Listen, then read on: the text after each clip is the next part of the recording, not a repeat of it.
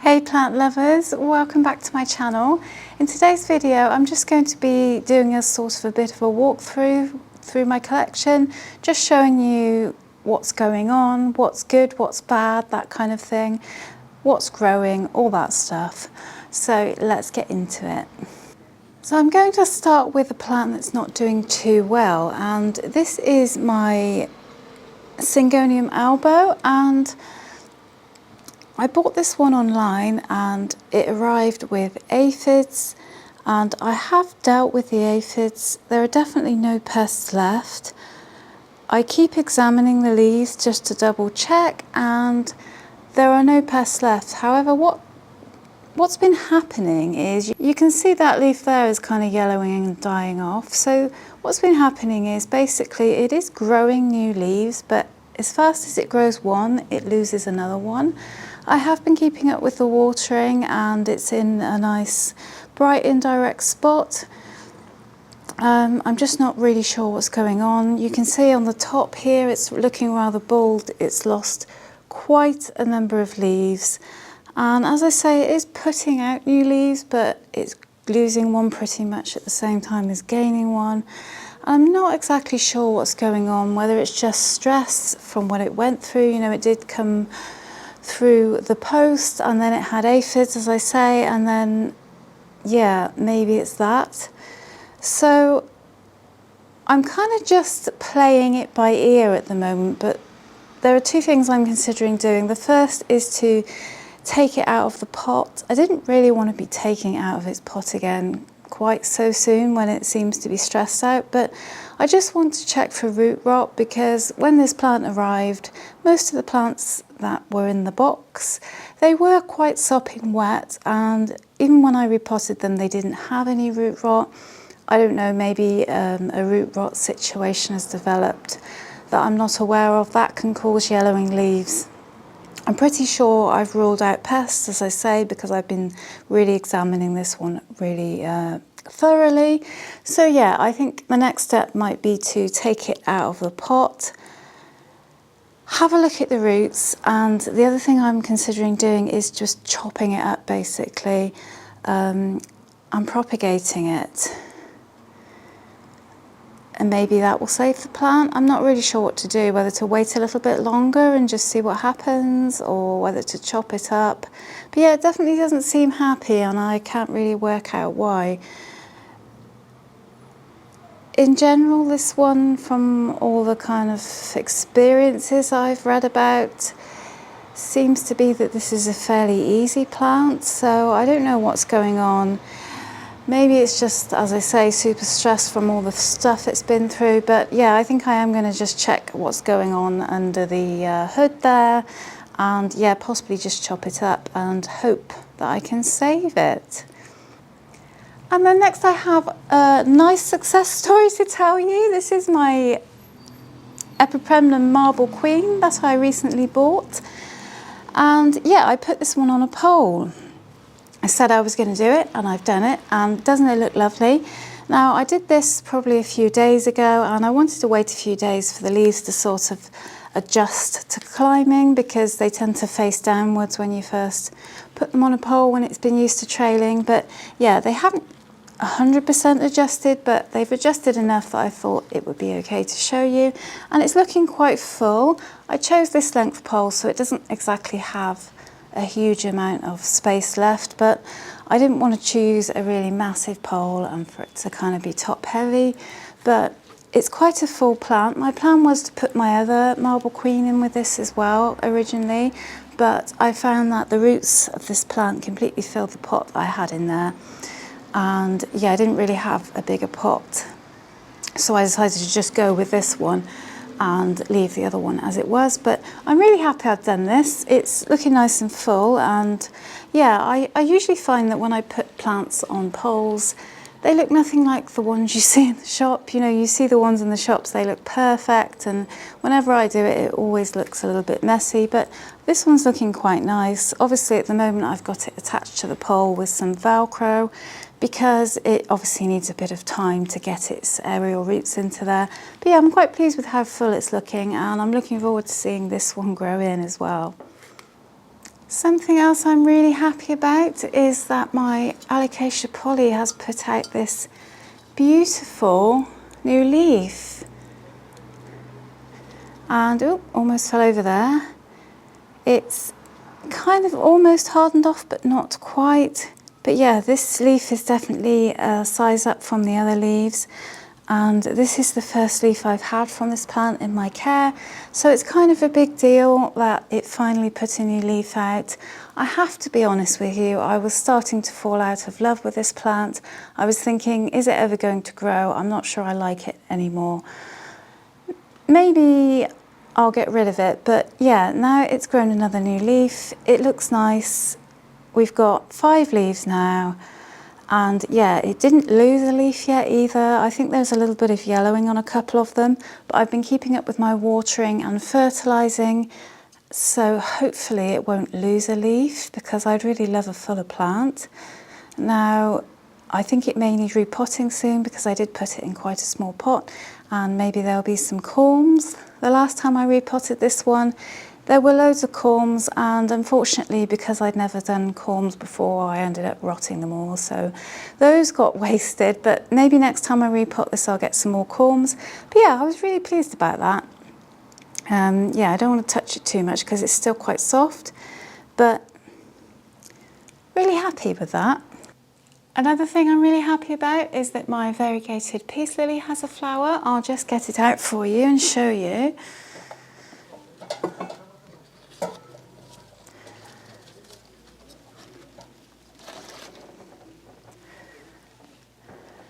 Yeah, first flower for this one,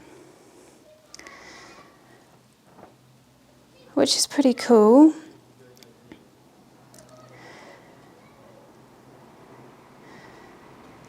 I don't think it's got any more coming, but that's okay. I'm not too bothered. It is starting to get a little messy. I'm seeing some pollen kind of falling, but you know, that's part of it, isn't it? But yeah, that was kind of cool. I was quite happy about that. Also, I finally got around to chopping and propping my Monstera Adansonii.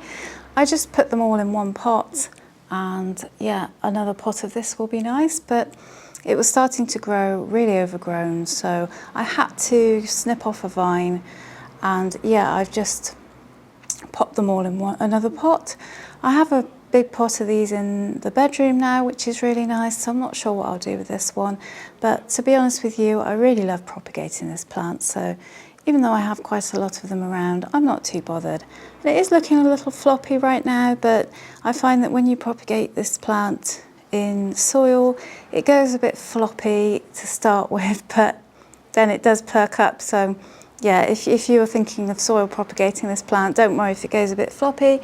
You just got to keep the soil a little bit moist but not wet, and they do perk up eventually once those roots start coming in. So yeah, don't panic if you do this and you think, oh my gosh, is it dying? No, it's not dying. I usually have a rule of no more than 3 leaves on a cutting. With these, most of these have got 1 leaf or 2, so it's not like the plant has loads and loads of leaves to keep alive, because we want it to kind of concentrate on making roots. The next plant I want to show you is my Bloodleaf plant, and I am so happy with how this plant has responded to being chopped and propped. All this growth here is amazing new growth, and 2 branches are growing out in the place where I chopped from, and yeah, this plant is just looking so full, and I'm really noticing how amazingly it's growing. I love how the leaves kind of come in a darker red and then they kind of go out a little bit lighter, but yeah, I just love this plant. And when I first got this one, I wasn't too sure if I liked it. I might have mentioned before, I sometimes find red a little bit jarring because I get migraines, but this one's not too bad. It's more of a sort of a muted red. And yeah, I've just come to really love this plant, and I'm really enjoying chopping and propping it, watching it thrive. And yeah, my other my other Iresine Herbstii plant is also growing great. I'll just fetch it for you actually and show you. So this was the other Iresine Herbstii that I propagated from. This one is also growing back really amazingly too, and it's responded so well to being propagated. In fact, I see that it needs watering as well. But this is the little pot of cuttings that I took. They are also growing really well. So yeah, these plants I can say are excellent for chopping and propping, and they do indeed grow back much fuller when you chop them. So I'd highly recommend propagating this plant. I'm not sure if you can keep this one outside. I think you probably can actually, but yeah, I'm just in love with these plants. They are so cool, and I love plants that propagate really quickly and they give you a lot of satisfaction. So these guys are definitely very satisfying to chop and prop. So this next plant is my Aphalandra Squarrosa, and it's not that this plant is struggling, it's doing okay, but if I turn it round, you can kind of get a sense of how kind of leggy it's got. And I'll just tip it up there for you. Hopefully you can see there, it's got quite leggy. And yeah, I'm getting the urge to chop and prop this plant. It does look really nice and healthy, so I'm not sure if I'm doing the right thing there. But yeah, I feel like maybe it would be good to chop and prop this and sort of reset it. And from all the info that I've looked up, because I've never actually propagated this one before, but it seems like this one responds really well to being chopped. In fact, I didn't give it a hard chop, but some months ago now, probably 6 months or more now, I did have to remove a lot of the leaves on this one because it dropped a load of leaves. It tends to do that if you don't water it in time. I did learn my lesson, but I did find that after having lost all those leaves, it grew back really strongly. So if it responds to just leaves being taken off in that way, then maybe it will respond even better to being chopped. So I'm thinking of giving this one the hard chop. What do you think? Should I do it? But yeah, this is a bit of a finicky plant, as I've mentioned before. It can be a bit fussy. And as I say, I'm not displeased with how it is at the moment, because I am keeping on top of its watering and fertilising. It does love to feed too. But I'm just thinking maybe if I did a few chops and then I planted them all into the pot together, maybe I like it more. Maybe I could create a fuller plant. I'm feeling like I might want to experiment with this one anyway, let's just say. So yeah, I might do that. So a thing that I recently did was I moved all of my snake plants into a highlight area, because as I've mentioned before on my channel, snake plants tend to be touted as low light plants, but they actually like highlight.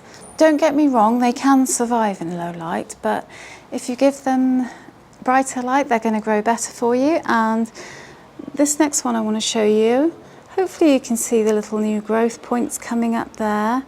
This is the Fernwood snake plant. But I have so many new little growth points on this one now. I hope they're showing up there. You can see one here.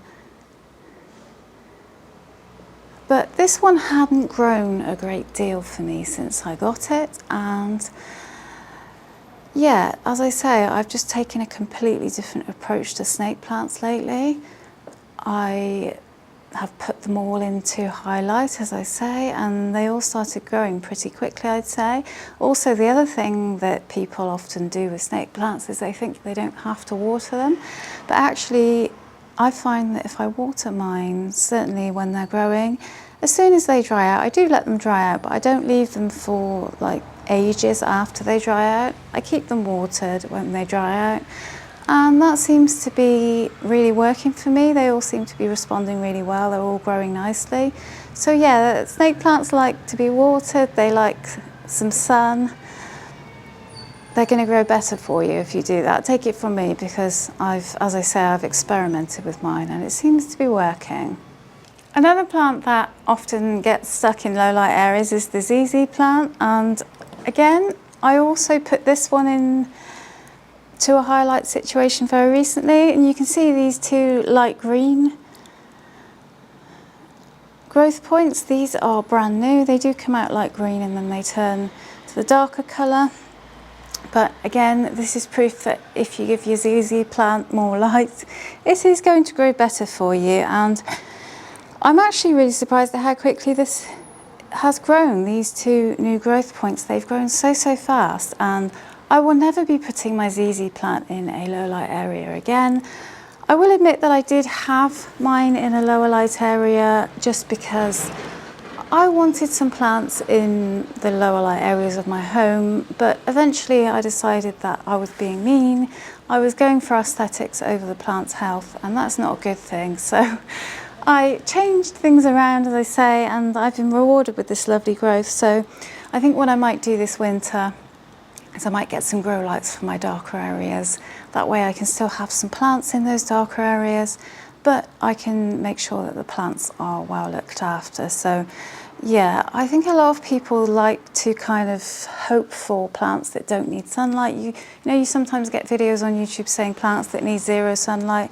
It's not true. No plant can grow with zero sunlight. And most of the plants that are sold as low light plants would prefer more light. So yeah, get some grow lights if you've got a dark area in your home, I would recommend, because you're not really going to get much satisfaction from your plant growing if you don't. I'm going to leave it there for today, guys. I'm getting way too hot, so I'm going to go and cool down, and thanks a lot for watching today. I really hope you enjoyed the video. Let me know what's growing well or not so well for you in the comments. I'd love to hear from you. Please let me know your experiences that you're having right now. I always love to read them, and I do reply to all of your comments too. As usual, guys, thanks so much for watching. Give the video a like if you liked it, and hit that subscribe button too, because it really helps the channel grow if you subscribe.